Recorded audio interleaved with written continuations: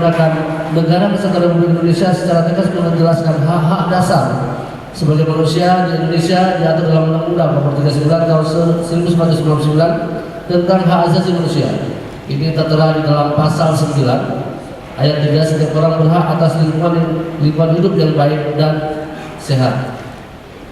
Nah, saya coba menggunakan beberapa teori, yaitu saya coba pakai teori dari Wibuan juga soal perlawanan. Kemudian pada saat bicara soal konflik saya memakai Dr. Nasibun dan untuk bicara soal hak saya coba pakai Gödel, dan untuk sikap itu saya pakai Lapid. Kemudian tahapan penelitian saya menggunakan seperti yang saya sebutkan di awal tadi, ada penelitian sosial dan juga menggunakan penelitian hukum dengan sumber data primernya.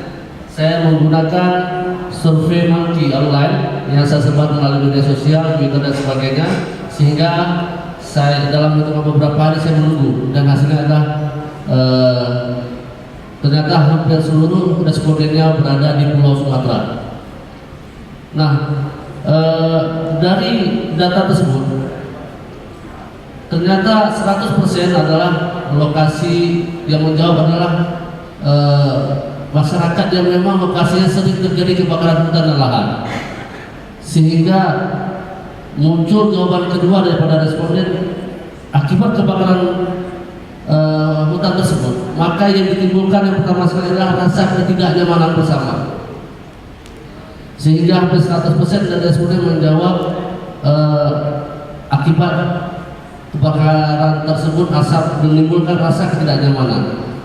Jika kita kaitkan dengan teori di atas, maka jelas sekelompok masyarakat pelan-pelan merasa tidak nyaman dan akhirnya melakukan perlawanan. Dan perlawanan ini terlihat di jawaban pada undang-undang yang disebutkan ayat 3, setiap orang berhak atas lingkungan hidup yang baik dan sehat. Nah, secara yuridis menegaskan makna setiap orang berhak ini adalah melekat kepada manusia sebagai hak asasi manusia. Nah, memaknai kalimat lingkungan hidup yang baik secara hakikat adalah wilayah yang berada pada hak-hak setiap orang yang disebut pada awal kalimat dari ayat tersebut. Wilayah yang dimaksud adalah wilayah lingkungan yang menyangga kehidupan setiap orang seperti alam sekitar dalam kondisi baik, ekologi dalam kondisi baik, ekosistem dalam kondisi baik, dan seluruh unsur yang ada di dalam lingkungan ini baik. Nah, sehingga muncullah pada saat kita menanyakan apakah sudah tahu terhadap undang-undang tersebut mengcover atau melindungi setiap hak asasi manusia, ada 6 orang menjawab sudah tahu, dan 2 orang menjawab baru tahu. Itu karena dia membaca hasil wawancara dan pertanyaan-pertanyaan tersebut. Nah, muncullah angka 80% dan jawaban mereka itu memberikan perlawanan terhadap asap yang mereka hidup selama ini.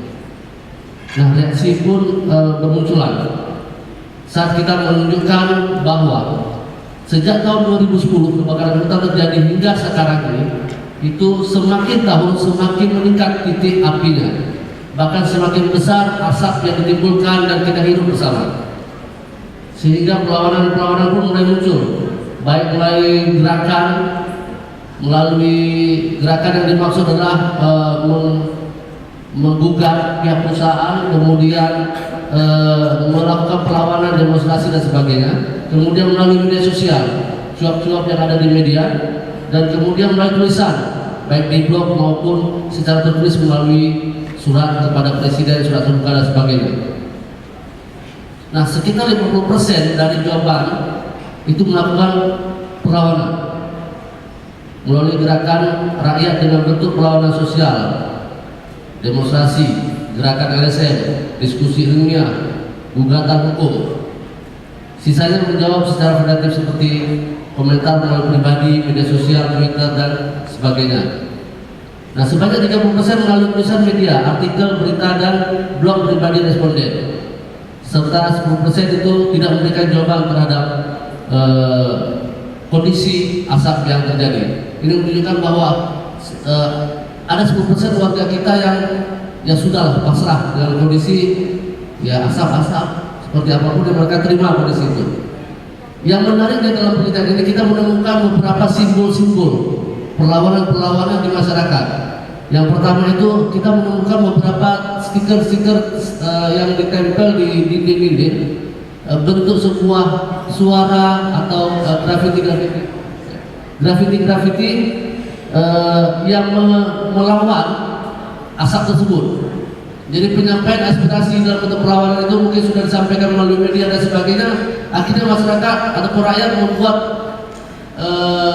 suara hati dengan grafiti.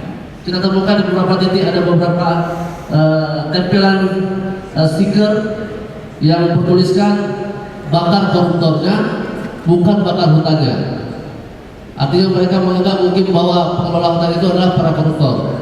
Kemudian di Aceh kita temukan tulisan yang sama, tapi dalam bentuk bahasa Aceh.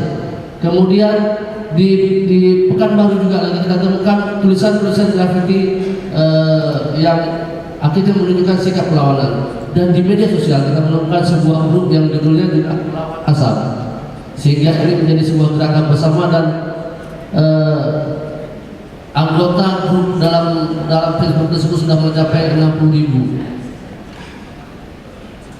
Baik, kemudian sikap daripada responden itu menunjukkan sikap progresif, sikap positif, sikap negatif.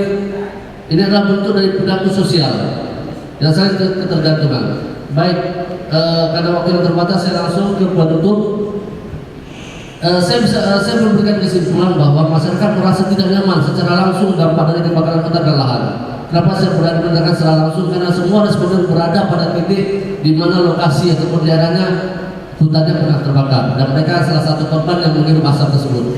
Kemudian kondisi ini menjadi sebuah gerak gesekan antara penerima dampak asap dan penikmat keuntungan dari proses pembakaran lahan. Hal ini bagian bola salju yang terus menggelinding dan semakin besar.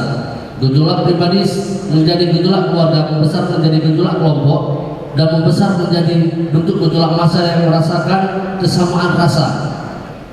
Gerakan ini semakin besar karena pengetahuan masyarakat akan hak-hak dasar mereka sudah ketahui untuk mendapat perlindungan dari negara ini. Dan saya berharap nantinya seluruh pemerintah bisa membuat sebuah kajian menyeluruh, jangan hanya menghitung berapa nilai kerugian negara, tapi juga bisa menilai menghitung rasa tidak nyaman dan akibat daripada efek tidak sehat yang ditimbulkan dari asap tersebut. Saya pikir itu saja. Terima kasih banyak. Assalamualaikum warahmatullahi wabarakatuh. Terima kasih Pak Irsadi.